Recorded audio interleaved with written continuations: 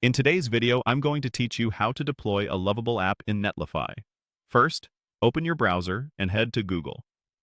In the search bar, type Lovable and open the official Lovable website from the results. Sign in to your Lovable account so you can access your work. Once you're in, open the specific project you want to deploy. This ensures you're connecting the right codebase for the rest of the process. At the top right of your project dashboard, look for the GitHub icon and click it. Choose the option to connect GitHub. If this is your first time, you may be asked to authorize access. Go ahead and confirm so Lovable can create or manage a repository for this project on your behalf.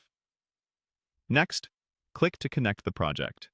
You'll be prompted to choose the organization or account where the repository should live. Pick the correct owner so the repo ends up in the right place, especially if you collaborate with a team. You'll likely see a confirmation step to proceed, often labeled something like Transfer Anyway. This simply confirms that Lovable can create or move the repository under the selected owner. Approve it to continue. When the project is connected, open it directly in GitHub from the link provided. This takes you to the repository that now contains your Lovable app's code. On the GitHub page, click the Code button, then select Download Zip. This downloads the full project to your computer in a single archive. When the download finishes, locate the zip file and extract it so you have a regular project folder. You'll use that folder in the next step.